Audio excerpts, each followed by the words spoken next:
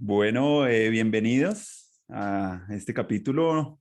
Ya es como el 21. Estamos muy contentos de celebrar la posibilidad de construir redes con más personas, hacer convergencia entre diversas iniciativas en América Latina, iniciando por Colombia, ir empezando a tejer estas conexiones más profundas a través de Internet.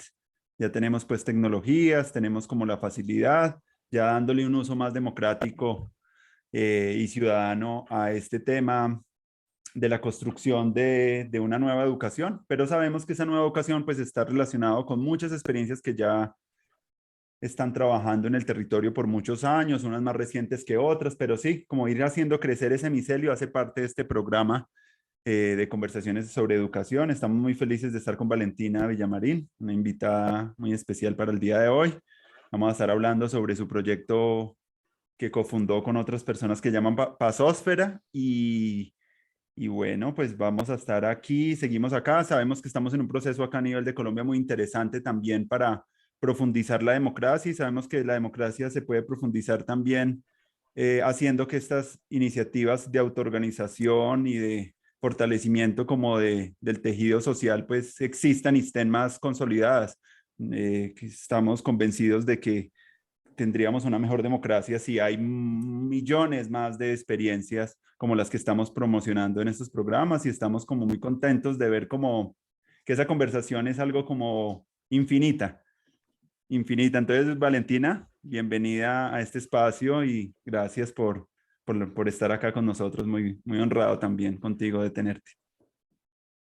Bueno, buenas noches a todos y a todas. Andrés, mil gracias por este espacio, crear ese blog, por crear ese espacio donde se visibilizan estas acciones desde un lugar en el que hacemos demasiado, pero muy pocas veces como que se reconocen como lo que hacemos, no porque no lo se pueda, no porque no se reconozca, sino porque no está en el día a día, ¿no? Entonces me parece muy valioso como que tengamos este espacio no solamente para visibilizarnos, sino también para reconocer otras iniciativas. Así que mil gracias y también para mí es un honor estar acá.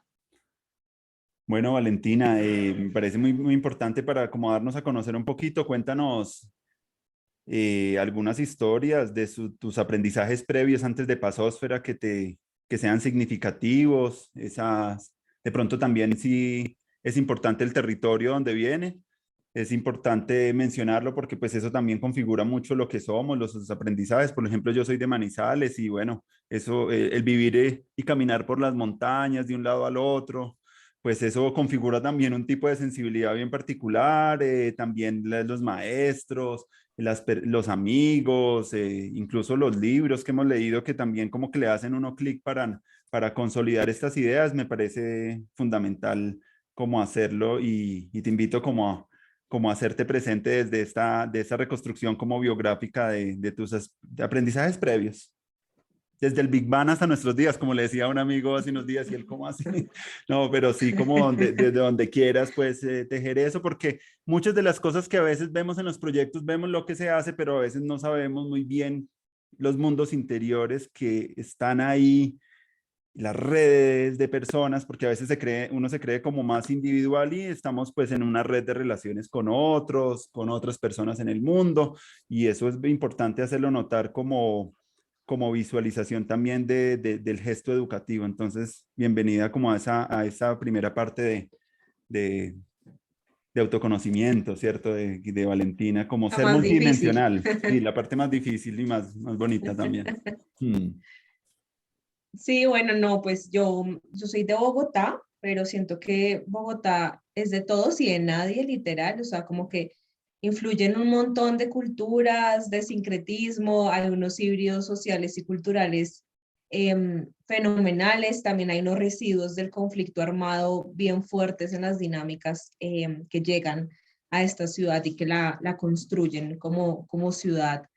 Entonces, pues nací en esta ciudad, pero con mucha curiosidad. Creo que con curiosidad de saber que la gente pues no vivía como yo vivía, pero también entender estas dinámicas territorialmente de dónde vienen. Entonces fui como muy curiosa toda la vida. Incluso pues en el colegio, a través del trabajo social también me vinculé, desde la antropología me vinculé un montón como a reconocer estas realidades, entenderlas desde donde me permitía mi realidad, porque digamos que vengo de un sector de la sociedad en donde puedo vivir fácilmente en una burbuja, entonces quería como explotarla un poco y también entender qué ocurría, ¿no? Qué ocurría en mi país y qué ocurría en la ciudad, porque también pasa que muchas veces nos vamos a otras partes de Colombia para entender lo que pasaba, pero como que eso en Bogotá se invisibiliza por el día a día, ¿no? Como que cada uno está en su ritmo, que no te volteas a mirar por qué esta persona está en esa esquina y por qué esa otra está allá y qué subgrupos existen y qué fronteras invisibles existen y todo lo que implica. Entonces después empecé a estudiar sociología, y estudié sociología, hice mi trabajo de grado de las trabajadoras sexuales trans del barrio Santa Fe, duré 5 años haciendo trabajo de campo, inmersa en el cementerio central, entendiendo cómo las dinámicas religiosas y cómo lo religioso se adaptaba a, a sus dinámicas sociales. Me gusta entender también esta curiosidad, después se fue tejiendo como en entender cómo puedes entender las sociedades sin tener que hablar del tema, ¿no? Como que no quería que cuéntenme de las vulneraciones que han tenido, de la violación de derechos, sino que siento que Colombia es tanto que tú puedes como culturalmente analizar a las sociedades a través de la comida, a través de la religión, a través del baile. Entonces mi tesis de pregrado fue entenderlo a través de su religión, de sus prácticas religiosas, como de su religiosidad popular. Y bueno, esta como primera inmersión en el cementerio central pues fue brutal, ahí sí me explotó la burbuja. Claramente previamente he hecho unos trabajos de campo, pero básicos de universidad, pero pues esto fue literalmente, me lo tomé muy en serio para hacer pregrado.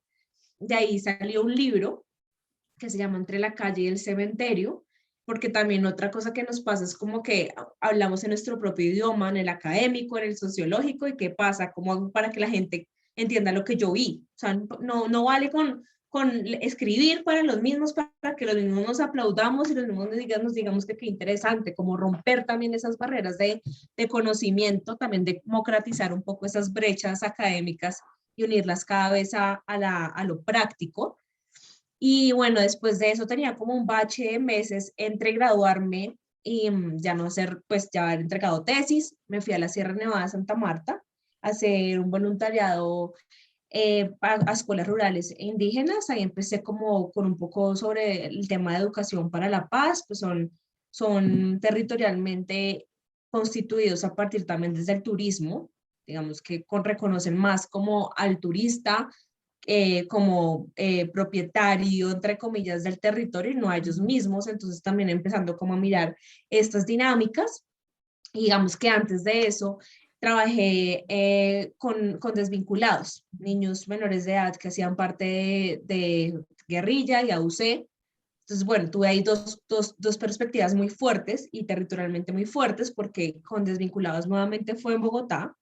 Entonces también es como, a mí Bogotá me parece la ciudad donde está todo el reflejo del país, o sea, donde tú puedes encontrar cualquier problemática social, que de hecho muchas veces criticaba también como, bueno, criticaba, pero era como entender por qué los sociólogos nos tenemos que ir al otro lado del mundo o del país, incluso, que también es muy válido y con toda la razón, pero pues acá en Bogotá también es un laboratorio gigantesco de dignidad y no dignidad, ¿no?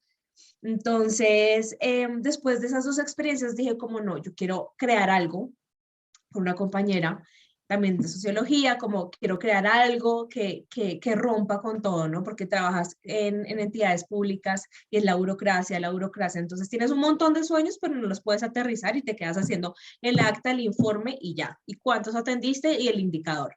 Y pues yo quería como literalmente estar en campo y construir algo. Y pues muchas veces uno empezando pues no va a ganar o no va a conseguir trabajo tan fácil. Dije cómo empezar, si voy a regalar mi tiempo, por decirlo así, pues mejor en algo pues para que sea nuestro. Entonces constituimos Pasosfera. Pasosfera pues tiene un montón, es una ONG, digamos que dos sociólogas constituyéndola pues tiene como todo, no sé, como, o sea, tiene un trasfondo increíble, ¿no? Como en el sentido de filosóficamente hasta también hay un argumento detrás de cada concepto. Y esto lo creamos desde la sierra, como antes de volvernos a graduar. Y ahí creo, pero creo que me adelanté mucho como a lo otro. Entonces, no sé si quieras como No, que no, nos no, detengamos. sigue, continúa, ¿Sí? Bueno, claro. listo. Entonces ya ahí constituimos Pasósfera. Pasósfera quiere decir atmósferas de paz, literal, ecosistemas de paz. Hay una figura que es el pastronauta, que es como esta persona que se arriesga a vivir nuevos ambientes para construir paz. Entonces también es como la figura del pastronauta puede ser cualquiera, desde la persona que quiere crear un proyecto hasta la persona que va a ser beneficiaria del proyecto. Entonces, bueno, salió, nace Pasósfera, queríamos, esto estaba también coyunturalmente con el proceso de paz, como con la cátedra de paz y demás. Queríamos entrar a cárceles, como que era nuestro sueño, pero no es tan fácil entrar a cárceles, no es como, hola, mira, somos dos sociólogas que queremos cambiar el mundo, por favor, ábrenos, pues no pasa. Entonces, ahí ya, ahí como que coincidimos con otra fundación que nos abrió las puertas, que nos dijo que necesitaban como apoyo en la construcción, que es una fundación que se llama Fahrenheit 451. Con ellos empezamos a trabajar pues también desde nuestra línea de educación para la paz, pero así fue como nos abrieron las puertas. Creamos un programa de ecosistemas de paz en cárceles que tiene 3 módulos. Uno que es como la paz individual, un poquito de mindfulness, meditación, una reconstrucción de la identidad, también porque son personas que pierden su identidad una vez ingresan a un estado de privación de libertad, se convierten en un número, eres todo lo malo que has hecho, eres tu condena, eres el juez, eres todo, ¿no? Entonces como que te defines desde lo que no, desde lo malo y no desde lo que eres. Y esto ha permitido como crear y reforzar como esa reconstrucción identitaria de ellos y de ellas. Después hay un segundo módulo que es comunidades de paz, que es como ya reconocer al otro. Entonces, como que allá cada uno está en su condena, cada uno está en sus años, cada uno tiene pues sus rollos, sus problemas, se les olvida que el otro también está. Entonces, también es una lucha ahí como por individualista. Entonces, también empezamos a mirar de qué manera se podían empezar a reconocer entre ellos y así era un poco más habitable la prisión. Entonces empezamos a crear unas dinámicas de reconocimiento, de juego de roles, sí, como de socialización de emociones. Y después está una tercera fase que es memorias. Entonces en estas memorias lo que hacemos es construir como libros, relatos, baile, cualquier como muestra artística en donde ellos puedan visibilizar lo que son, ¿no? Porque normalmente se terceriza la información, entonces yo termino hablando por ellos, el informe termina hablando por ellos, pero pues ellos no terminan hablando por ellos ni por ellas. Entonces también como cómo sacar de la cárcel eso que ellos son sin que intervengamos tanto ahí. Y en esas iniciativas de sacar, creamos un portal que se llama El Vigía, y en El Vigía empezamos a visibilizar como todos los textos que ellos habían hecho durante el año. Entonces ya fue muy bonito porque ellos hablaban con sus familias del tema, las familias se metían al blog y revisaban todos los días a ver qué habían escrito. Esto empezó a ser un programa de redención de condena, entonces en el año redimes 3, 4 meses por estar en estos programas. Ya tienes que decirle a tu familia qué estás haciendo en la cárcel, ¿no? Como que ya empiezas a generar una conciencia sobre ti, empiezas a crear un proceso de agencia impresionante, como entender que tú como sujeto no eres un objeto, sino que eres un sujeto y que puedes transformar tu realidad y asimismo la de los demás en tu entorno. Y así empezamos a crear, también empezamos a participar en un libro que se llama Anotaciones a la Libertad, con la Universidad del Externado y la Cruz Roja, en donde ellos escriben como sus relatos. Fue muy bonito porque siempre digo los mismos ejemplos, pero me parecen fundamentales. Uno de ellos escribió, no se hablaba con su mamá desde que entró en la cárcel, y después de haber pasado por los 3 módulos que te acabo de contar, me dijo, yo quiero escribirle una carta a mi mamá pidiéndole perdón y que esa carta esté en el libro y que ese libro se lo puedan hacer llegar a ella y así es como yo quiero volver a abrir como este puente ahí. Entonces el libro se convierte en una herramienta para mostrarle afuera a la gente que ellos hacen parte de la ciudadanía, si estén alejados, el libro se convierte para que la mamá vea lo que su hijo está haciendo mientras está en prisión y para reconciliarse.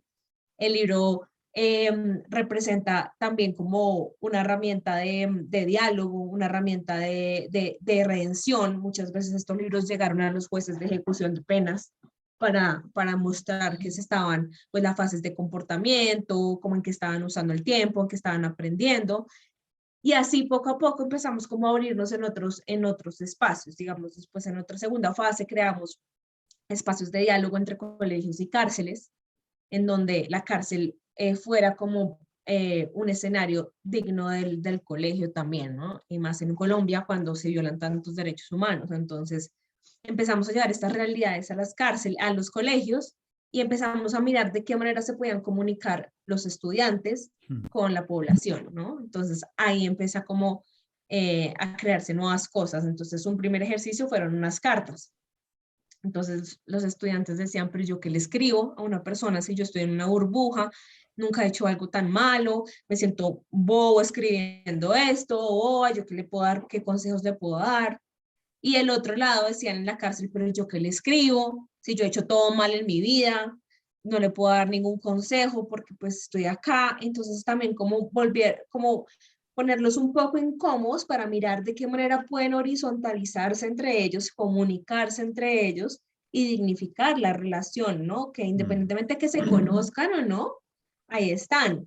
Entonces, bueno, este ejercicio fue espectacular, hicimos otros ya como un poco más denso, que creamos unos corazones como en 3D de yeso y los llevamos ellos en los colegios y después los llevamos a las cárceles y las personas tenían que intervenirlo desde lo que eran. Entonces hay notas musicales, hay comida, hay sabores, hay nombres, como todo lo que ellos eran.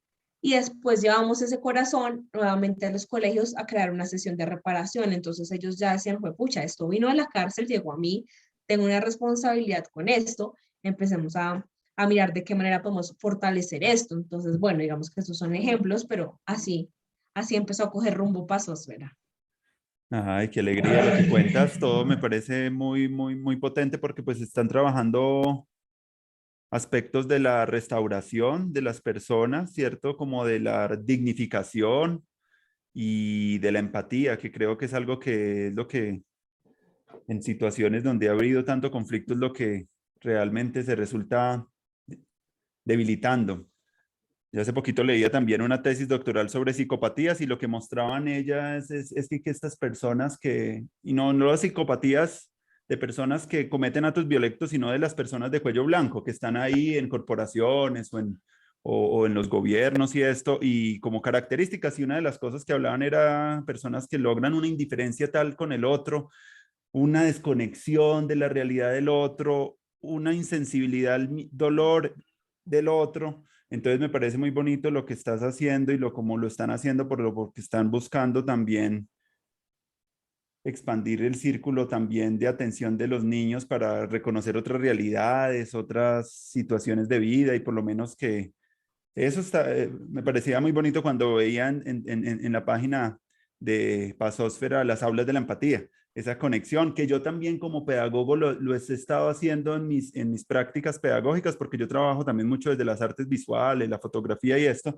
y hemos utilizado como las cartas audiovisuales, que también es una herramienta que se utilizó mucho entre directores de cine, de enviarse cartas, pero yo cogí esa herramienta y la llevé para que las personas como que trabajaran el tema del perdón con alguna Oh, persona o para honrar la dignidad de algún ser que era muy importante en sus vidas. Entonces era muy bonito ver como los estudiantes haciéndole cartas audiovisuales a sus padres o a alguien que ya murió y que no se pudieron despedir. Y salen ejercicios muy bonitos de ese ejercicio de reciprocidad, de alguien que cuenta y alguien que te escuche y alguien que sabe que te está respondiendo. La carta tiene un elemento desde hace mucho tiempo muy bonito, ya se ha escrito, pero pues como tenemos estos medios audiovisuales también, las he estado utilizando y ver cómo la carga afectiva en esos productos, como la reciprocidad y de pronto si la otra... y en pandemia también un proyecto que hicimos muy bonito que también quisiera también ir como conversando contigo porque estaban los abuelos pues encerrados, solos, y hicimos unos podcasts donde los niños de las instituciones trataban de contarse historias como en un ir y venir como de diálogos como con personas que estaban aisladas. Entonces también como desarrollando como mucho eso, el encuentro intergeneracional o cualquier gesto educativo que nos ponga en relación con el otro, compaticemos con una realidad, que escuchemos unas cosas. También, por ejemplo, todo lo que la Comisión de la Verdad está produciendo son materiales que se pueden volver, incluso para los docentes, un material muy rico para comprender más profundamente esas realidades de las personas con las que convivimos. Entonces me gusta mucho tu proyecto y siento que están haciendo cosas muy interesantes. Cuando yo escuché la entrevista que unos estudiantes en un curso hicieron contigo, pues empecé yo a explorar la página y me llamaba mucho la atención también como eso, como que en un contexto como el que vivimos como país, como que tan violento, como que fortalecer la empatía es algo fundamental a través de la construcción de historias, a través de, pero algo que me parece muy importante y me gustaría que ahondáramos un poco más es alrededor del cuerpo, porque cuando ustedes trabajan en cárcel es un cuerpo que está como aislado, es un cuerpo que está con las emociones culpabilizadas, es un cuerpo que está muchas veces esas personas traumatizadas lo que cuestan, lo que encuentra uno cuando uno un poco entra a estudiar estos procesos del trauma es que hay una desconexión con el cuerpo y con la emoción. Entonces me parece muy bonito como tu proyecto le está dando una fuerza grande a la emoción a través del arte, la emoción a través de la danza, del cuerpo, de todas estas cosas que nos vinculan más emocional con el otro, porque pues la empatía es algo cognitivo, pero también emocional. Entonces me parece muy rico que pudiéramos hablar un poco de ese papel del cuerpo y del arte en este proceso de la restauración, que creo que es algo muy poderoso. Viéndolo también, por ejemplo, los procesos que hacen las mujeres en Sonsón, Antioquia, a través del Costureros de la Memoria, en el Buenaventura, lo que están haciendo a través de procesos con la marimba y mucha gente como a través del arte está buscando volver a conectar, porque parece que en la sanación, la conexión, el arte es como un conector con esa parte emocional y con como algo que yo también conozco. Si el trauma tiene que ver con la desconexión y con la anestesia, pues el arte tiene que ver y la estética como con la de volvernos más conectados y menos desanestesiarnos. Entonces me parece muy chévere todo este enfoque que lo vengo trabajando también mucho desde el arte, eh, posibilitando procesos de conexión con el territorio, pero con el cuerpo, como con el otro que es distinto. Yo vivo acá muy cerca también del territorio donde hiciste tu trabajo de tesis, porque yo vivo acá a 2 cuadras, 3 cuadras del Santa Fe, cerca al cementerio. Y también en un proceso también que tuvimos con unos amigos acá en Teusaquillo, se hicieron unos talleres también con mujeres trabajadores sexuales con los niños, que decíamos un proyecto llamado Sembrando Barrio, entonces íbamos allá un domingo a crear un ambiente donde hubiese música, donde hubiese arte, y lo hicimos como por varios años, desde el 2012 más o menos estuvimos como apareciéndonos por ahí en espacios públicos a través de la música, y eran espacios muy ricos donde llegaba la gente, las familias, escuchaban la música, hacíamos también una gratiferia donde la gente intercambiara cosas o poemas o historias. Entonces me gustaría que habláramos un poquito de eso, del papel del arte para ti en la reconstrucción de los procesos de paz. ¿Cómo tú ves esa entrada? Wow, pues sí, siento que el arte, lo que tú dices, siempre es un mecanismo, es una herramienta de reconexión, de aprendizaje y de desaprendizaje, ¿no? También es como que siempre creemos que crecemos en la medida en que aprendemos, pero creo que también uno crece en la medida en que desaprende, ¿no? También muchas cosas, ¿no? Entonces, digamos que el papel del cuerpo puntualmente en espacios privados de la libertad tiene un papel y un rol, o sea, como que, como tú mismo has dicho, o sea, uno se desconecta del cuerpo una vez entra a privación de libertad, pero tampoco conoce el cuerpo como un territorio, ¿no? No se reconoce y no se habita el cuerpo como un territorio por esa precisa desconexión, y no solamente en contextos privados de la libertad, sino también incluso en contextos no privados de la libertad, ¿no? Entonces, desde Paso Tera lo hemos hecho puntualmente a través de dos estrategias. Una es el baile, con una facilitadora que es Shanti. Ella ya lleva un montón con nosotros trabajando el cuerpo, despertando. Nosotros creemos que es como ese despertar de, venga, usted, este es su cuerpo, usted se puede apropiar de su cuerpo, más allá de que duerma, reciba órdenes, se pare, camine, sino entenderlo, ¿no? Y a través del baile ha sido espectacular porque ellas no se reconocían en el cuerpo, muchas de ellas no bailaban, y empezaron a reconocerse. Y también hemos hecho unas investigaciones a través del cuerpo y del baile en contextos de encierro, y pues esto despierta un montón de asuntos, porque primero tienes que apropiarte de ti, segundo tienes que reconocer al otro en comunidad, y tercero, no vale con que tú lo hagas bien, sino con que el otro lo haga bien. Y si te digo esas tres cosas, te las puedes aplicar a todo en la vida, ¿no? A la sociedad, a la comunidad, no al arte, ni al baile, ni al cuerpo, sino a todo. Y creo que esos tres pilares los trata muy bien el arte. El arte expresa lo que tú eres, pero también el arte reconoce que que tienes que coexistir para vivir. Y el arte necesita de dos partes para vivir. Entonces, digamos que más allá del baile, porque incluso con Shanti a veces decimos como no, es que la gente cree que uno va a armar coreografías y ya, y detrás de eso estás sanando traumas, no solo individuales, sino colectivos, estás despertando, digamos que muchas personas no son buenas, o no les es fácil hablar de lo que les pasa, y encontraron en el arte esa catarsis, ¿no? Encontrar el arte, que de pronto no puedo ser tan buena diciendo lo que me pasa porque tuve una vida tremenda, pero llegó Pasósfera o cualquier otra organización, y pude estar más tranquila hoy después de bailar, pude estar más tranquila hoy después de pintar, pude estar más tranquila hoy, ¿sabes? Entonces también reconocer que en el cuerpo existen esos dispositivos en los que tú puedes hablar sin tener que hablar, ¿no? Y expresarte. Otro programa que hicimos fue fotografía con el maestro Hernando Toro. Llevamos él llevó en su equipo unos drags, llevó una diseñadora de modas, y cambiamos todo el panorama de la cárcel. Y esto fue muy curioso porque el IPEC nos dijo que teníamos que tomar unas fotos a unas personas que iban a entrar a un programa de rehabilitación al interior de la cárcel. Y nosotros dijimos, sí, pero con nuestras condiciones del arte. O sea, no voy a volver a poner a la señora o a la joven otra vez que la foto para que se recuerde dónde está, sino hagamos algo diferente. Entonces, bueno, nos dieron, bueno, sí, ajá, así como, sí, ni idea con qué van a salir, pero bueno, como raro. Listo, entonces nos fuimos todo el equipo, las maquillamos, les pusimos vestidos y las pusimos a posar. A posar, me refiero como a apropiarse de su cuerpo y hacer cosas que nada que ver en una cárcel, ¿no?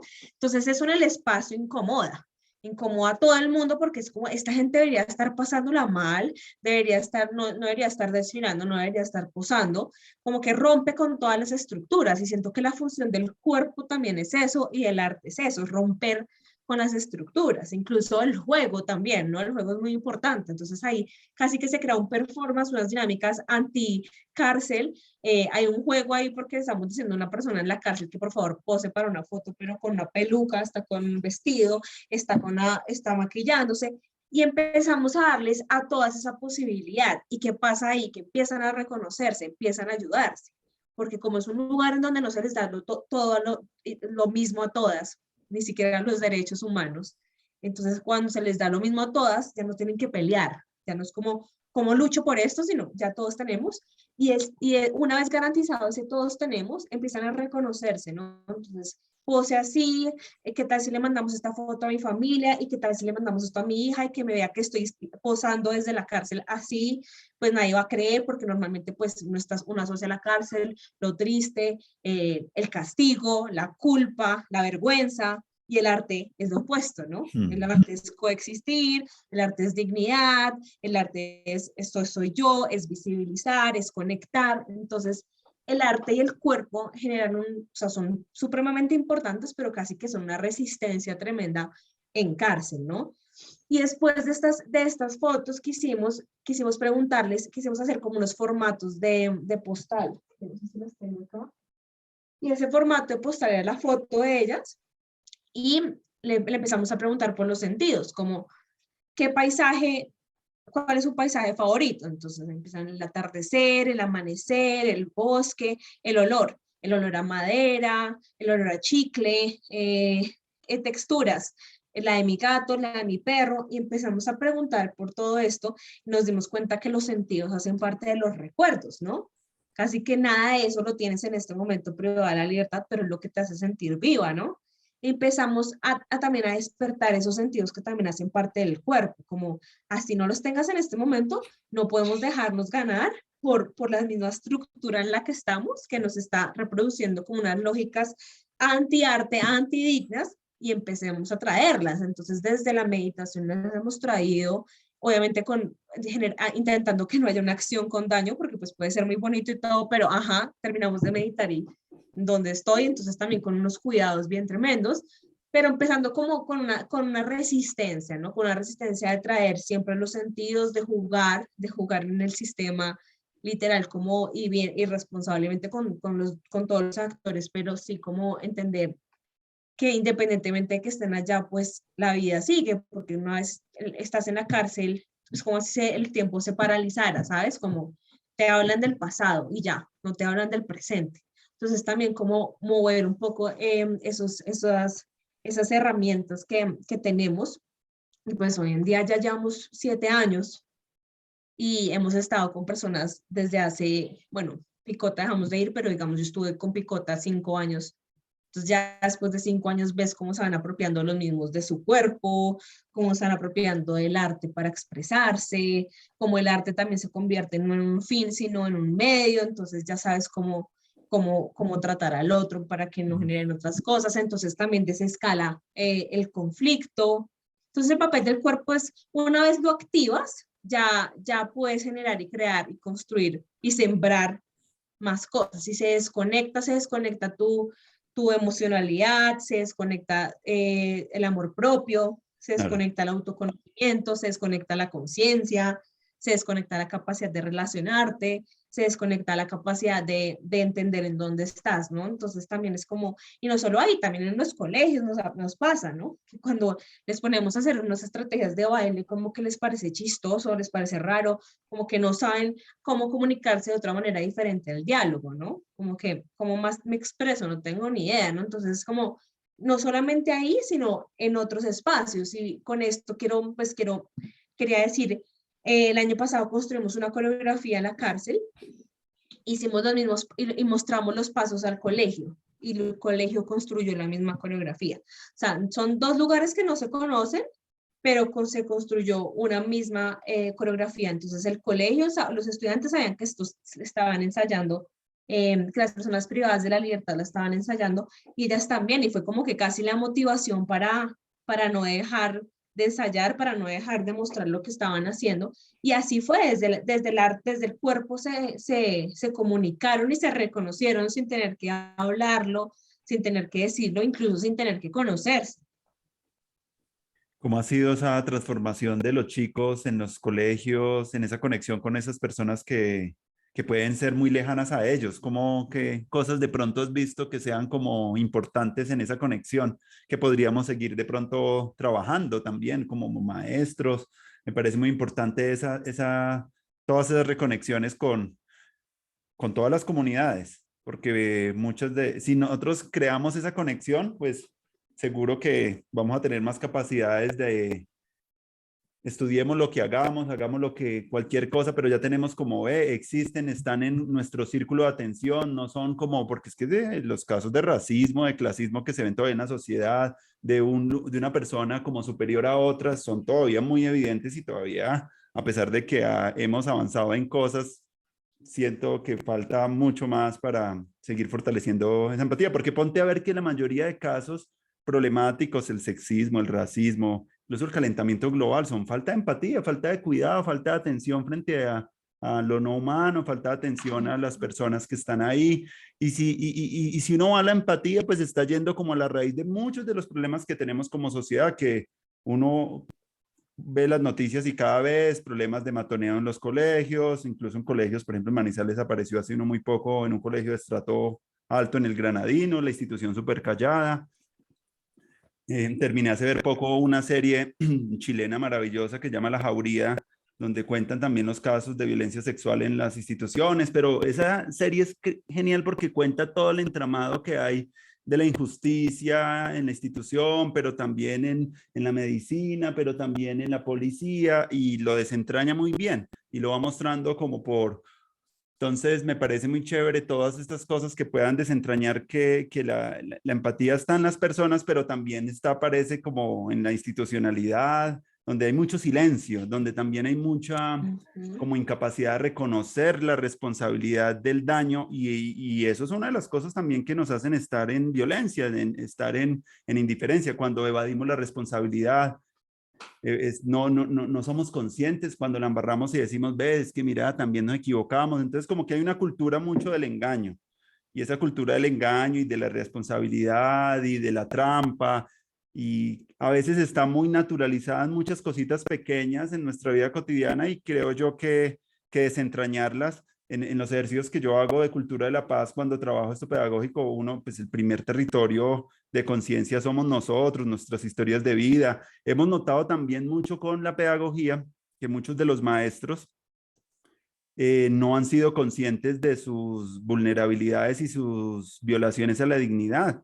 Y muchas veces como ellos ejercen su docencia está muy ligada también a traumas, incluso a formas de violencias en las familias. Hay mucha violencia todavía en la familia y muchos tratos que son indignos, ya sea por sobreprotección, por vergüenza, por cosas que todavía suceden mucho en las familias. Y entonces como ir desterrando y siendo conscientes de esos vínculos violentos, pues hace parte de nuevas capacidades de agencia de los maestros, pero yendo más allá también, pues los procesos de paz interior, que pues en muchos de los capítulos anteriores también de este programa pues estuvieron muy enfocados a eso, a como capacidades más de autoconocimiento y de, porque también son importantes, porque si uno no tiene esas posibilidades de conocerse a sí mismo, de autorregularse, pero algo que me parece muy importante y creo que pues es también mucho la fuerza del programa de Pazósfera es también esa conexión con eso. ¿Nos podrías hablar, Valentina, un poco de esas cosas de pronto y cómo ves de pronto cómo en los padres que a veces son los que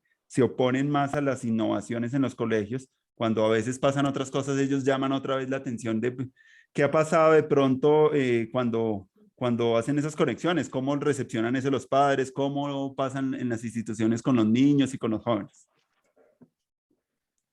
Sí, bueno, digamos que nosotros pasamos por 3 fases, si se puede llamar así, no fue pensado ni nada, pero ahorita que caigo en cuenta, pues sí, ha sido como 3 fases. Entonces, la primera fue como el arte, como la forma de comunicarse entre cárceles y colegios, ¿no? Sin tener que hablarse directamente, ¿no? Entonces fue un dispositivo, la carta, el corazón, dibujos, incluso hicimos como con madres gestantes y lactantes que están privadas de la libertad, el álbum para el bebé. Entonces hay un reconocimiento. Eso implica una responsabilidad ciudadana tremenda de lado y lado, tanto la persona que está haciendo el objeto como la persona que lo está recibiendo y devolviendo, ¿no? Casi que dicen, pucha, una vez salga de acá, sé que niños, estudiantes que están creyendo en mí porque me hicieron llegar, ¿no? Entonces ahí empieza esa primera fase como a moverse. Después entra pandemia. Entonces, esta fase se tuvo que ir a lo virtual y pues el arte pierde, no es que pierda porque nunca pierde, pero era más difícil dictar una clase en donde, bueno, construyamos una carta, a ver, muéstrame cómo te quedó y yo tampoco podía ir a la cárcel. Entonces ahí empezó a cambiarse y a transformarse estas dinámicas. Entonces, gracias a la virtualidad, nos permitieron que otros actores entraran a la clase. Entonces empecé con pospenados, con personas que estuvieron privadas de la libertad. Entonces, y a crear un podcast. Entonces, no es solamente que la clase, no es solamente el invitado que viene acá a la clase y les cuenta cómo se vive, sino hay una preparación, hay una sensibilización, porque si no, pues lo que estábamos hablando del cuerpo, si vienen y me dan información y no la dijeron, pues no va a pasar nada, no me va a atravesar el cuerpo. Entonces ahí es primero también, por eso también la sensibilización, que te atraviesa el cuerpo y después hablar. Casi que eso debería ser todo en todas las sociedades, ¿no? Como, y así crecemos, nosotros no nacemos hablando, se atraviesa primero todo un proceso biológico, neurológico, desde el cuerpo y después hablamos, ¿no? Entonces también como es algo muy parecido así que ocurre con esta sensibilización y los estudiantes son los que preparan la clase, ¿no? Son los que preparan el encuentro. Entonces hay un orden en donde ellos se apropian de este encuentro desde la bienvenida hasta el cierre. Y con esto creamos unos podcasts que se llama Cuerdas Locales, que están en Spotify y en todas las plataformas. Obviamente no es el podcast mega elaborado, sino como entender como el ejercicio, entendiendo esto desde la virtualidad. Pero además en la virtualidad pasó algo también, es que obviamente todos estuvimos en un confinamiento, estuvimos aislados, y esto hizo que se despertaran, así sean en micromomentos, momentos de empatía, como fue, pucha, si esto pasa acá, no me imagino en una cárcel. Entonces también se disparó un poquito como esa sensibilidad. No sé si cuánto haya durado ni nada, pero también como entender que la gente, además de lo que estaba pasando, necesitaba hacer algo por el otro. Siento que la pandemia, por lo menos en el primer pico, despertó eso un montón. Entonces eso también como que nos ayudó como a crear este programa. Y este programa virtual, pues nos deja, poco a poco me dejaron abrir también para invitados, para las trabajadoras sexuales trans. Entonces ellas empezaron a entrar a trabajar el tema de género, víctimas del conflicto, comunidades indígenas. Entonces empecé a crear un programa que si no hubiera sido por la virtualidad nunca se hubiera creado, literal, y esto como una primera herramienta, ¿no? Y también entendiendo que son, o sea, digamos que es muy duro como entender como la persona que acabó de salir de la cárcel me está hablando y está en Bogotá. La trans me está hablando y está en Bogotá. ¿Sabes? Como que entender que no es tanto ahí, es que la gente de Bogotá, sino en Bogotá también. Y esto también vuelve a mi origen de lo que tú me estabas diciendo un poco, ¿no? Y iba a decir otra cosa que es, la responsabilidad, ¿no es cierto? Que estas dinámicas pedagógicas generan una responsabilidad y entender que la vida no es esto o esto, ¿no? Desde un binarismo, desde lo heteronormativo, sino entender que la diversidad hace parte de esa cultura de paz y no solamente como hay que respetar, sino es que la realidad puede ser negra, blanca, gris, morada, tiene todos los matices y no es esto o esto, puede ser esto y esto, ¿no? Y entender también que somos un país supremamente, y perdón por lo que voy a decir, infantilizado desde la educación. O sea, casi que nos cuesta apropiarnos de nosotros mismos porque estamos en un país en donde siempre estamos esperando ver qué nos dice un tercero, ¿no? ¿Qué nos dice el profesor? Que el profesor y el psicólogo nos diga cómo solucionar nuestras cosas, que el abogado me diga cómo me puedo separar de la otra persona. Y no estoy diciendo que esto sea mal, sino que esto es un indicador de que no te apropias ni te responsabilizas de tus acciones y las consecuencias casi que las tercerizas, ¿no?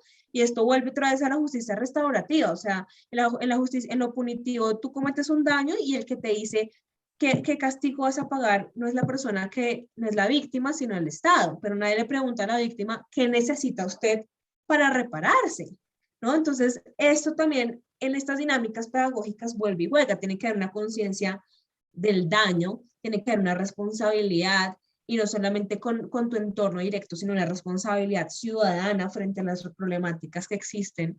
Entonces, para mí no hay mejor herramienta que el testimonio, que la experiencia directa, en donde a ti se te vayan cayendo poco a poco los prejuicios, se te vaya desestigmatizando el mundo, ¿no? Y las conclusiones son, ay, es que son humanos, son seres humanos como yo, o sea, es que ni siquiera es que uno diga, pucha, es que uno llega a la gran conclusión, sino que una vez le pones el rostro a la persona, a la etiqueta, pues ya se acaba todo, o sea, no hay como argumentos, ¿no? No hay un noticiero que lo valide, no hay un libro de historia que lo valide, porque es la experiencia directa, entonces por eso también se llama aulas de empatía, que es traer la experiencia directa de cualquier manera para que ellos entiendan que pueden tener un criterio propio del mundo sin que alguien, un tercero, te diga cómo informarte, que un tercero te diga en qué versión creer, sino que tengan ese criterio. Entonces, bueno, con padres, obviamente, esto muchas veces los papás han tenido que firmar, pues como un consentimiento de saber que sus hijos están recibiendo este tipo de educación o de clases, porque pues se confunde mucho con la ideología, ¿no? Entonces se confunde mucho y el género más, entonces casi que uno, pues, o sea, creen que uno está como enseñando el ABC de cómo ser y es como es entender que somos supremamente diversos, ¿no?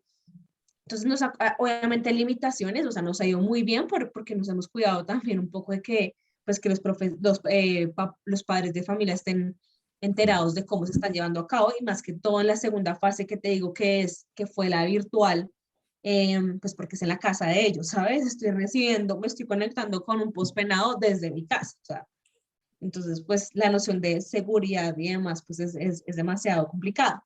Y esta tercera fase, pues fue presencial, hay algunos colegios que ya están abriendo las puertas, pero esto no se hubiera podido llevar a cabo si no hubiéramos pasado por la segunda fase, ¿no? Entonces, ya hemos tenido encuentros con pospenadas en colegios, encuentros con estudiantes y pospenadas, hemos tenido encuentros con estudiantes y víctimas del conflicto, Obviamente lo presencial implica como otras pedagogías.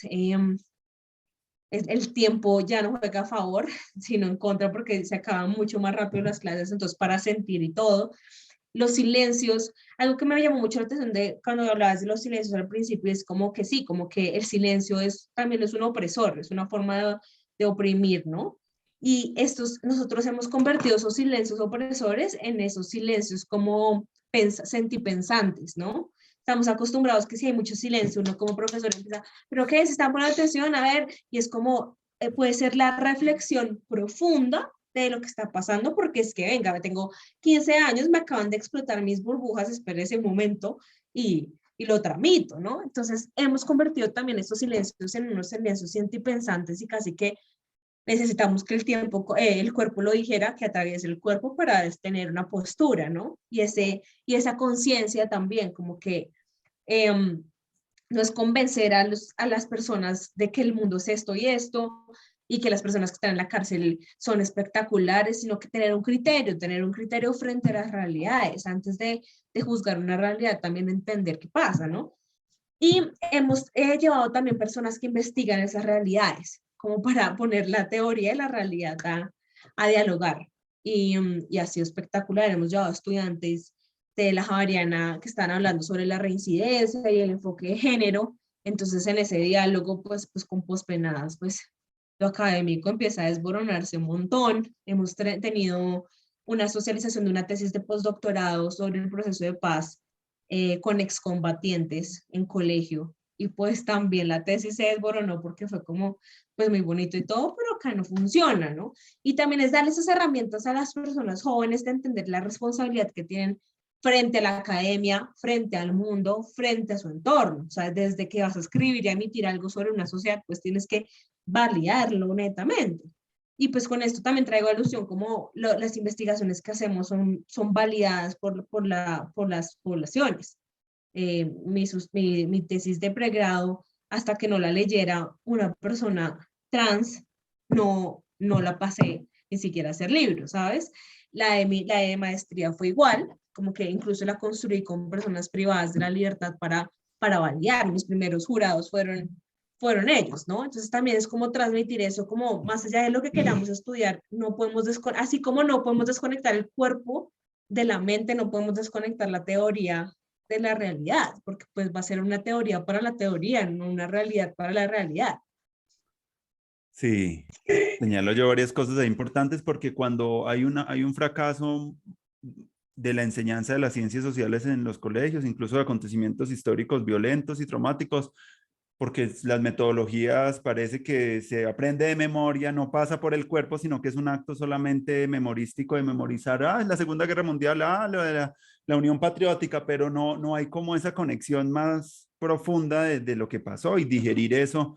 Creo que ahí está el asunto, porque a veces esas memorias no solamente están en las teorías ni en los libros, sino que están en nuestros cuerpos. Si uno mira, tiene en sus historias de vida mucha relación con el conflicto armado, por cosas que han pasado también en la vida. Uno medio levanta, como maestro he empezado yo a ir un poquito más profundo y a dejar un poquito también tranquilo el contenido y más bien hacer que el contenido aflore a partir de que ya hemos vivido cosas, tenemos experiencias que digerir y no, lo que tú decías, no llenar esos silencios de tanto contenido, sino antes crear un campo Para el silencio. más resonante para que ese silencio, eso que nos cuesta hablar, porque pues es que nos cuesta hablar mucho del dolor, nos cuesta hablar mucho de nuestro sufrimiento, nos cuesta mucho hablar de la violencia porque no es algo que tengamos a nivel cultural herramientas ni interiores ni sociales para digerir esas cosas. Entonces yo creo que lo que están haciendo en ese sentido sí es muy clave porque yo sí he visto un agotamiento de mucha de esa información que resulta siendo,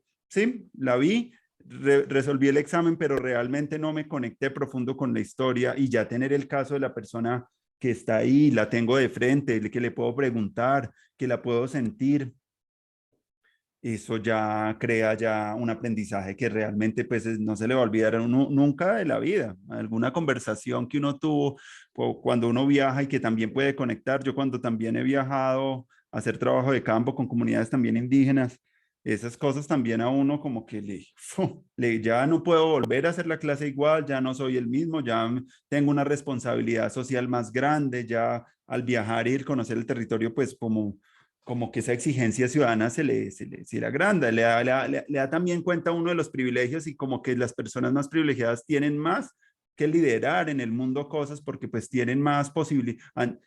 Ahí se recae, no nos podemos quedar solamente en la queja ni en las cosas, sino como que tenemos que expandir ese liderazgo más. Incluso este programa que estamos haciendo es también, porque nos dimos cuenta de que como hemos tenido unos privilegios en algunas cosas, pues ¿por qué no expandir más las cosas que hacemos y dar un poquito de nosotros más al servicio de la sociedad y de la educación? Que también vemos que también está en crisis la educación.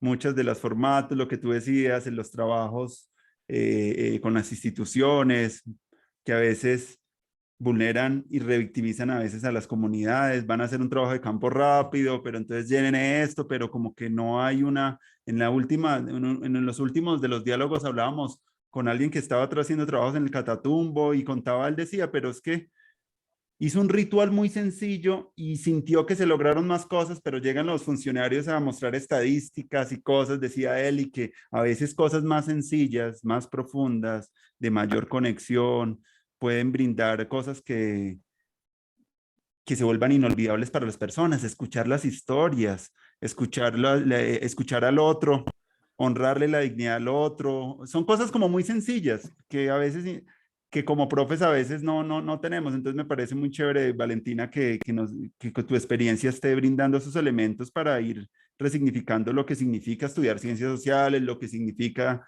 los estudios de género, porque es ahí donde podemos tener un contacto mucho más de frente, mucho más vivo, mucho más encarnado, para que los aprendizajes realmente sean significativos. De resto va a ser pura información, de resto va a ser pura información, pero ahí está. Me gustaría que habláramos un poco, tú cómo ves, un poco ya saliéndonos de tu experiencia, pero ya hablar en término más global o más situado también de nuestro país. ¿Cómo ves tú la situación actual? ¿Qué reflexiones te ameritan los procesos que vienen andando a nivel institucional alrededor de la paz y el posconflicto? ¿Y cómo ves? ¿Cómo para ti, qué horizontes se abren ahorita que venimos también dentro de pocos días vamos a tener elecciones acá en Colombia? Y siento que también hace parte de nuestra reflexión actual hablar también de aquí, de esta situación y también de la situación del mundo, que tampoco no es que sea muy esperanzadora porque también actualmente, pues tú sabes, las guerras que se están desarrollando en varias partes del mundo, pues también hacen parte de nuestra conciencia. Entonces, como para ti, ¿cómo la ves y qué reflexiones de pronto, en clave también educativa, en clave también de que estos programas lo están viendo también maestros, personas de iniciativas, como elementos que nos ayuden a brindar una reflexión ahí sobre el tema? Sí, antes de eso, bueno, no sé si encaje ahora, pero digamos como volviendo un poco al tema para írselo cerrando en aulas de empatía, como este diálogo, conexión, aprendizaje entre invitados y estudiantes Mm, y esa reciprocidad es muy bonito porque es un aprendizaje mutuo. Entonces siento que hay algo que debemos hacer también es como horizontalizar, ¿no? También como quitar esa etiqueta del experto y el que recibe, sino que uno puede dar y recibir. Incluso pues uno enseñando aprende mucho más, ¿no? Y estas personas invitadas dicen que sanan cuando hablan, ¿no? Porque mucha gente dice, pero qué pena llevarlas a una clase en donde no nos conocen, cómo se sentirán. Y ellos son felices y ellas son felices porque dicen como, me están escuchando, ¿no? Están tan invisibilizados, tan censurados, tan discriminados, tan rechazados, tan vulnerados, que no tienen esos espacios de escucha ni de que los reconozcan. Entonces, casi mm, que esto es un ejercicio también ciudadano de reconocimiento pleno, ¿no? Entonces, y de sanación, o sea, sano porque me estás escuchando y sano porque me estás reconociendo. Y creo que también ahí está como el clic del asunto, ¿no? Y volviendo a un tema, un poquito también, ya entrelazándolo con lo que veo como a nivel nacional, local, global, siento que la vulnerabilidad está, o sea, creemos que la vulnerabilidad es debilidad, ¿no? Y, y no nos reconocemos como vulnerables. Entre más fuerte, entre más capaz, entre más yo puedo solo, mejor. Pero no, esa vulnerabilidad no está experimentada en los campos, casi que no lo dices, es algo que hace parte tan de lo privado que no lo hablas, y al no hablarlo, pues el trauma se escala, se agranda. Siento que eso es lo he percibido en todos los niveles, ¿no? Como incluso ahorita en los debates políticos, la vulnerabilidad es como una forma de atacar al otro y decir al otro que es muy débil, ¿no? Ah, es que yo lo vi a usted que se ha deprimido, entonces como que el tema ni siquiera de la salud mental hace parte de nosotros en la esfera pública, y creo que ahí también hay que mirar eso, ¿no? Siento que la esperanza está como en estas microacciones. A mí no me gusta mucho mirar hacia afuera, no porque no sea válido, sino porque creo que hay un trabajo enorme entre nosotros de mirarnos. Somos un sistema que no se mira, somos un sistema que no se reconoce. Entonces siempre echamos la culpa, también Mm. esto hace parte de las raíces punitivas y colonizadoras de las que venimos, ¿no? De mirar quién es mejor, quién es peor, quién es bueno, quién es malo, quién es alto, quién es bajito, quién es vulnerable, quién no, quién es fuerte. Y creo que hay que empezar a construirnos, a mirarnos más, ¿no? Porque somos un reflejo de nosotros, o sea, toda la sociedad es un reflejo de nosotros mismos. Las cárceles son un reflejo de nosotros mismos, los estudiantes, ¿no? Hay gente que dice como, no, es que los jóvenes de hoy en día, y quiénes están educando a los jóvenes de hoy en día, qué sociedad está gestionando a los jóvenes de hoy en día. O sea, no es, entonces también es entender eso, ¿sabes? Como comprender de qué manera lo educativo no tiene que ser, o sea, ver la forma de una manera intersectorial. Siento que no podemos quedarnos en esto es lo educativo, esto es mi familia y esto es la universidad y esto es lo político, sino entender que lo político está en todo, lo educativo está en todo, la familia está en todo, y potenciar esa responsabilidad del otro, como ese cuidado, ese cuidado. Yo siento que la empatía tiene mucho que ver con ese cuidado del otro, ¿no? Y ahorita que veo y que siento mucho miedo, no que yo lo sienta, sino percibo mucho miedo en la sociedad, percibo miedo al cambio, y esa percepción pues me desesperanza un poco, porque también ese miedo es el que moviliza las desigualdades sociales, ¿no? También ese miedo es el que invisibiliza los cuerpos, el que invisibiliza la diversidad, el que invisibiliza la paz. Y frente a un proceso de paz, yo creo que no estamos en un posconflicto, sino estamos en un posacuerdo. Y, Ujú. y frente a eso, si hay, pues están pasando cosas, hay que protegerlas. Siento que hay que, independientemente de lo que venga a nivel político, sí tenemos que mirar de qué manera vamos a crear estructuras autogestivas, gestionadas y resistentes para proteger estos microprocesos de resistencia en pro de una cultura de paz y de construcción de paz, entendiendo como los puntos del acuerdo. Vuelvo y digo, independientemente de lo que pasa, siento que en la esfera pública pasan muchas cosas, pero precisamente por eso también hay un nivel de resistencia de nosotros también de poder apalancar eso un poco. Pero también como que desde Pasosfera intentamos entender que sí estamos en un posacuerdo, pero ¿qué pasa con esas comunidades, esas poblaciones que sufren el conflicto social? El conflicto social ha estado toda la vida, o sea, es que las culturas y la construcción de paz no está asociado solamente con el conflicto armado, sino con el conflicto social. Y es ahí donde tenemos que estar todos, ¿no? Como en ese reconocimiento que tú dices de las verdades, de las memorias, de nuestra historia. Y eso también implica como entender que de transferir esa construcción de paz, esa cultura de paz a un conflicto, a los conflictos sociales. O sea, es que nada más en cualquier barrio puedes entender que falta, o entre nosotros, incluso obviamente y demás, hace falta esa cultura de paz. Entonces yo creo que hay que llevar esas acciones de paz, esos hábitos de paz, ese acervo social de paz a diferentes lugares, y no solamente como maestros, sino como seres humanos, agentes de paz, agentes de cambio. Siento que no podemos delegar, vuelve y juega, tercerizar todo a lo que está pasando globalmente, políticamente, sino también ver cómo entre nosotros nos podemos organizar más para construir esos ecosistemas de paz. Sí, también me hace reflexionar mucho sobre sobre que el conocimiento sobre la paz, mediación de conflictos, todos estos temas que tienen que ver con los traumas, justicia restaurativa, incluso los de apego seguro que estoy trabajando mucho.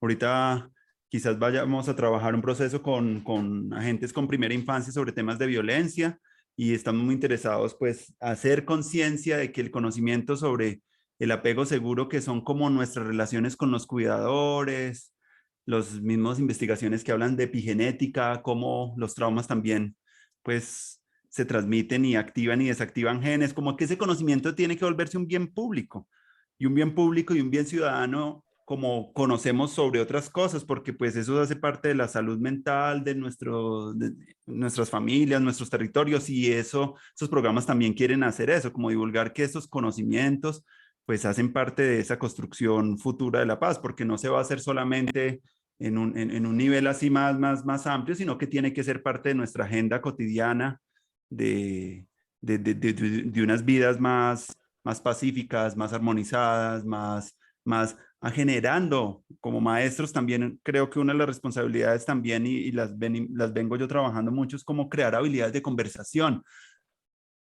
para no polarizar, sino para comprender, para tener más, como un conocimiento más compasivo puede surgir de una conversación. Entonces yo a veces en las clases propongo temas que son difíciles, hablamos también de temas que incluso hablan de injusticias, de desigualdades muy profundas y a veces no queremos tocar. Muchos temas que son tabúes para la sociedad. Yo a veces pregunto a los chicos en los colegios, bueno, ¿de qué no pueden hablar con los padres? Y de eso es lo que tenemos que hablar en las clases. Que no podemos hablar de esto porque son los temas que hemos reprimido, que tenemos miedo y que son los temas más sensibles donde puede la paz empezarse a construir. Todos los temas tabúes son fantásticos, la sexualidad, la religión, la política, y, que son sensibles, quiere decir, les importan mucho. Por eso también hay mucha tensión. Entonces tenemos que crear también maneras de conversación sobre esos temas pues de unas maneras más dialógicas, más de múltiples perspectivas, porque yo veo que la sociedad cuando se va volviendo muy polarizada se queda solamente en dos perspectivas pero entonces, ¿cómo crear unas habilidades para hablar con más perspectivas? ¿Cómo trabajar más con ambigüedad, con identidades más fronterizas que no son más ambiguas? ¿Cómo llevar esa ambigüedad también? Por eso me parece muy chévere esa metáfora del pastronauta, porque yo creo que unas habilidades de un pastronauta tendría que ser alguien que pueda lidiar con esa ambigüedad, que pueda lidiar con la diversidad. A veces nos cuesta, sí, hablamos como carretudamente de la diversidad, pero cuando ya tenemos a la persona diversa nos cuesta mucho y nos molesta.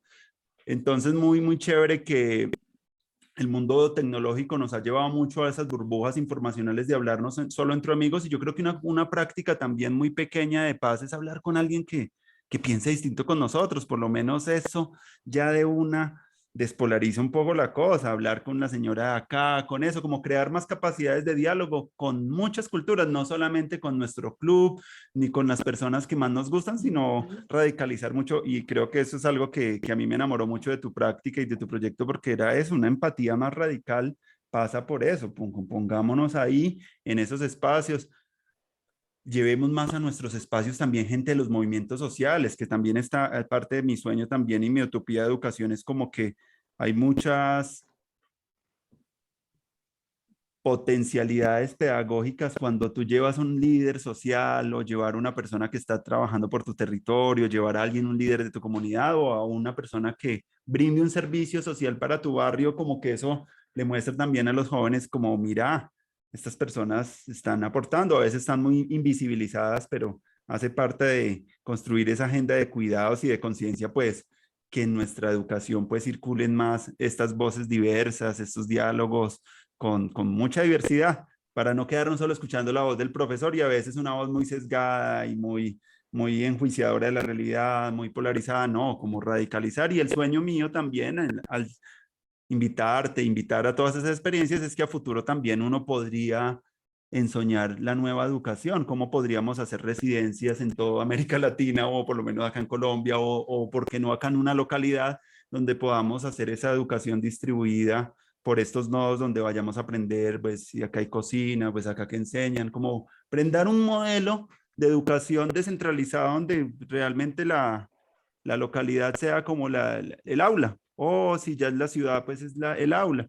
y descentralizar la transmisión solo de una persona, sino que sea la sociedad como volviéndose más sabia, volviéndose más territorializando todos esos aprendizajes que a nivel de proyectos en muchos frentes se están dando, pero pues cuando alguien está gobernando no dialoga con esas realidades construidas y por movimientos, pues los acercamientos son muy, muy pequeños. Yo creo que parte de una democratización más profunda de la sociedad valdría la pena de integrar todas estas diversidades y volverlas más sostenibles y enriquecerlas en un diálogo más con los maestros para descansar un poquito esa visión del aula, porque mira que son instituciones que, incluso como la cárcel, cuando yo leía un poco a Angela Davis y esa reflexión sobre las cárceles, a mí me llamaba mucho la atención por qué existiendo tanto conocimiento alrededor de las justicias, otras maneras de hacer justicia, de los procesos de apoyo mutuo y apoyo social para la restauración de los traumas, porque sabiendo mucho sobre ese conocimiento de mediación y de dignificación y por qué todavía se mantienen estas instituciones. ¿Cómo ves tú si a corto plazo podremos ver o si conoces otros ejemplos en otras partes del mundo donde ya estemos trascendiendo estas maneras punitivas de relacionarnos con los conflictos? ¿Hay ejemplos ya andando en otros continentes o ves que las cárceles son como agujeros negros donde, como tú decías y lo han dicho también otras personas, donde nos desresponsabilizamos de las personas de allí? ¿Y qué es lo que hacen también muchos maestros con sus hijos a llevarlos a los colegios? Vea, edúquenme a los niños y yo me desresponsabilizo. ¿Qué pasó? Fueron 2 años donde estuvieron en las casas, donde hubo muy pocos límites, donde la desregulación emocional se dio. Entonces ahorita hay profesores muy agotados emocionalmente por la virtualidad junto con niños con una disrupción, muy desregulados. desregulados como por la atención, porque pasaron mucho tiempo conectados, entonces no se concentran, hay más indisciplina. Entonces ahorita hay un estallido como que nos muestra que ojalá podamos, como decía alguna amiga también en estas conversaciones, ¿no? Para que surja lo nuevo se necesita que algo muera del todo, decía ella, refiriéndose a los procesos biológicos, porque entonces me parece muy chévere si pudiéramos redondear también nuestra conversación también, eh, dejándoles de pronto algunas claves para pensar o algunas cosas para los maestros, cosas que de pronto tú quieras redondear la conversación, porque pues siento que el tema es profundo y tu experiencia para seguir profundizando, pero me parece pues que hemos tocado temas muy importantes y ahí vamos a seguir en este diálogo no termina pues acá y estamos muy contentos de seguir en esta construcción y que son temas muy ricos y que la sociedad, siento yo, se debe volver mucho más educada frente a estos temas y democratizar estos temas hace parte de nuestro ejercicio ciudadano que estamos haciendo en estos momentos. Entonces, Valentina, no sé cómo, por dónde la quisieras coger. He tocado muchos temas así muy, muy, muy diversos, Sí, pero es que pues, bueno, para cerrar, y yo ya tengo 3 temas ahí en la filita. dale. Sí, no, pues, pues cuando estamos hablando como de las capacidades, creo que hay muchos temas tabú también porque hacen parte del lugar, del ámbito privado, ¿no? No porque hagan parte, sino porque no las hemos transitado al ámbito público, ¿no? Entonces, casi que son temas que no se tocan precisamente por eso y que no les ponemos nombre. Entonces, siento que algo que nos ha ayudado desde Pasosfera como a mantenernos las capacidades, no en lo monetario, es como volver incómodos los espacios, ¿no? Sin incomodar. Siento que con que incomodemos estamos conectando de otra manera, ¿no? Como incomodar desde la conexión, desde que le digo a esta persona, incomodar desde poner temas, incomodar desde que la persona trans venga a hablar a una clase sobre género y sin tapujos, incomodar en todos los aspectos creo que es muy importante. Y más que conversaciones, siento que hay que llegar a acuerdos. Estamos acostumbrados los acuerdos también con una capacidad de escucha activa, ¿no? Siempre estamos escuchando a la otra persona y estamos pensando qué responder, ¿no? Pero no creamos acuerdos, ¿no? Uno llega a un lugar y hay unas reglas establecidas, pero nadie le preguntó a las otras personas, ¿están de acuerdo con estas reglas? ¿Quieren poner un acuerdo? Entonces creo que desde los acuerdos se pueden cultivar un montón de cosas, incluso desde niños muy chiquitos, o sea, desde primera infancia hasta cualquier momento, hasta en las relaciones humanas, amorosas y demás. Creo que si uno se basa en acuerdos, ya tiene como el conflicto garantizado, no en el sentido de que no lo vayas a tener, sino que lo vas a asumir y lo vas a transformar de otra manera. Siento yo que eso es como súper importante tenerlo, ¿no? Y es como frente a lo de la cárcel que decías, y a este binarismo también que nos atraviesa, ¿no? Como que estamos acostumbrados a decir que todos son opuestos, ¿no? Entonces está en la cárcel porque no es bueno.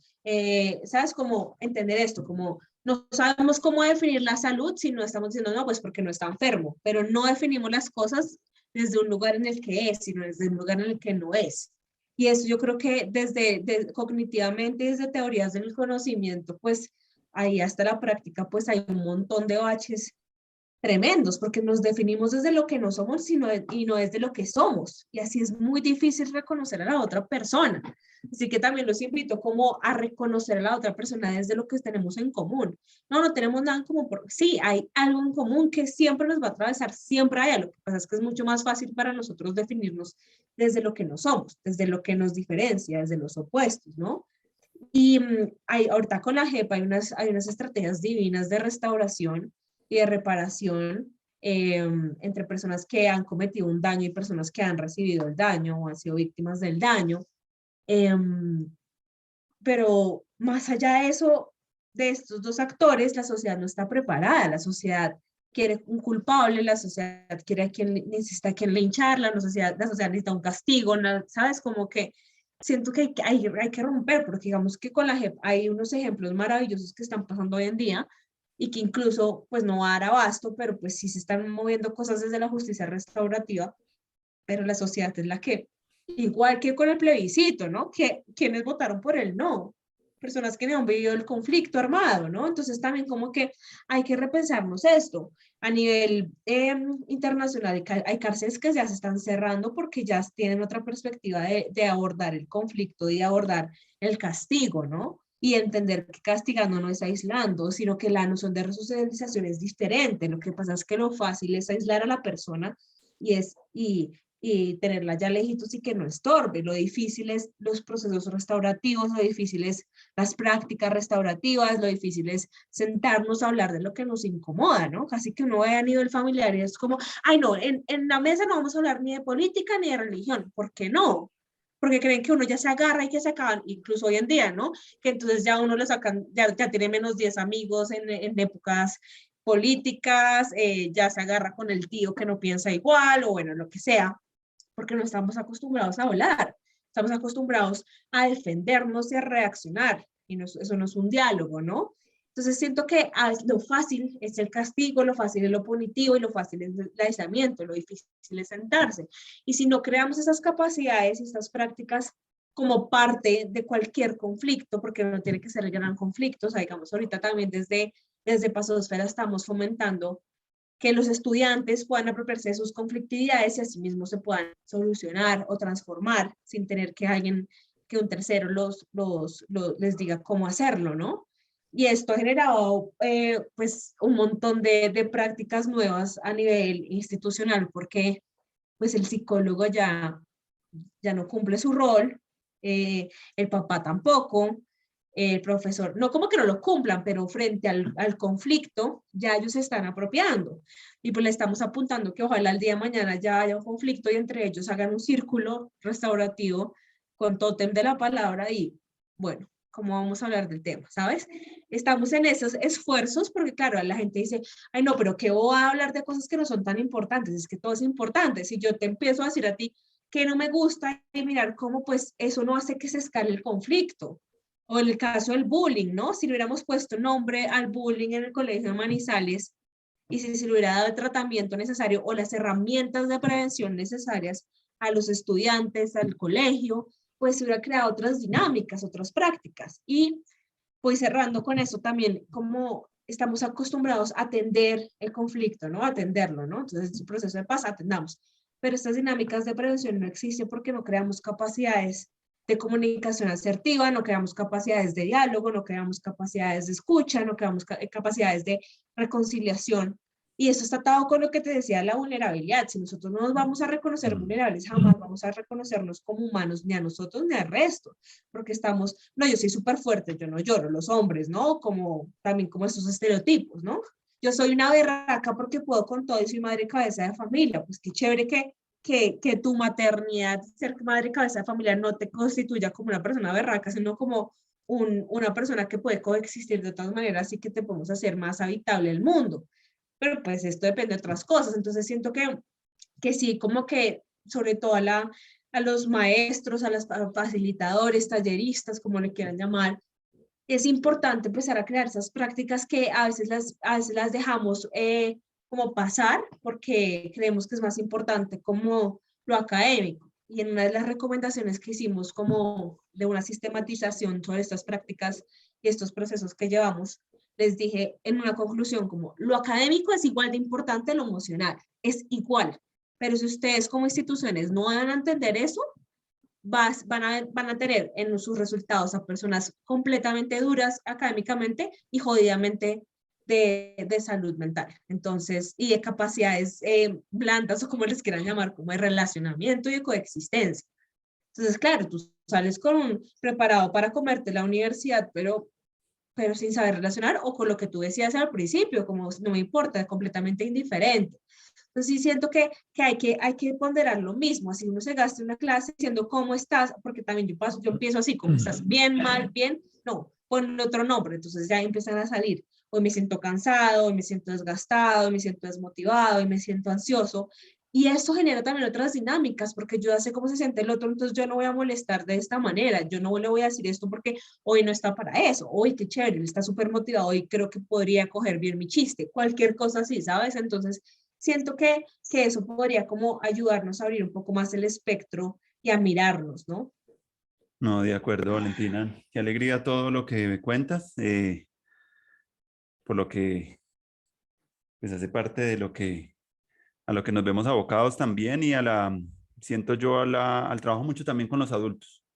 Siento que ahorita se habla mucho de la educación y yo desde que estuve 10 años en la pedagógica, de profe de artes, en educación infantil y muchas veces les decía, bueno, ya que nos vamos a olvidar de los niños en el sentido de que ustedes son el primer territorio de transformación. A veces estamos muy enfocados en, dame la didáctica y los profes cómo lo hago, mucho por el cómo, pero nunca profundizando en la conciencia y en darse una mirada más profundo acerca de las cosas. Entonces yo hice mucho tiempo un trabajo así de formación de maestros y notaba muchas veces resistencias a ir allá porque pues es que es ir a abrir lugares, pero pues son ventanas que también ahí nos muestran no solo donde también hemos sufrido, sino también cómo hemos sobrevivido, ¿cierto? Cómo hemos salido de ahí y eso podemos aprender mutuamente cómo unos a otros, si nos damos cuenta, eso se fortalece mucho la empatía porque te dicen, ah, mira, no soy el único que he sufrido, no soy el último Exacto. que me ha pasado esto, he tenido desamores, he tenido desilusiones y eso como que genera, hace que las personas no deriven su atención a otra parte, sino que se sientan que están conectados con el otro. Y eso es lo bonito de la espiritualidad y es darnos cuenta de que todos en esencia estamos interconectados y somos lo mismo y estamos ahí y estamos acá, todos vamos a morir, todos sufrimos, todos tenemos duelo, tenemos dolores y esa humanidad y esas pedagogías de que profundicen esas cosas que nos hacen unirnos en algo más profundo es algo que yo creo que necesita mucho la educación. ¿Cómo? Con las herramientas que cada quien tiene, pero pues también acá en Colombia tenemos también, y hemos hablado acá también con otras personas y nos han compartido herramientas desde las mismas pedagogías mayas donde sientan a una persona en el centro que infringió algo y todo el curso antes de decirle lo malo le va a decir lo bueno, que es esa persona. Quiere decir, vamos a hablarle también de lo bonito, pero también vamos a señalar cuál fue la acción para no generar lo que llaman los psicólogos un sesgo, el sesgo como de confirmación, que cuando alguien de nuestro grupo hace algo malo, nosotros pues hablamos de esa persona como, sí, hizo algo, hablamos de una manera muy objetiva, pero cuando no es alguien de los nuestros, de lo descalificamos y deshumanizamos y desconectamos y ya lo volvemos triste. Entonces ese es de confirmación, esas cositas de nuestro autoconocimiento psicológico es muy clave porque claro, es muy fácil tener empatía por alguno de nuestras personas, pero cuando no es alguien nuestro, no nos alcanza esa compasión, esa empatía, ese sentimiento de resonancia con el dolor del otro.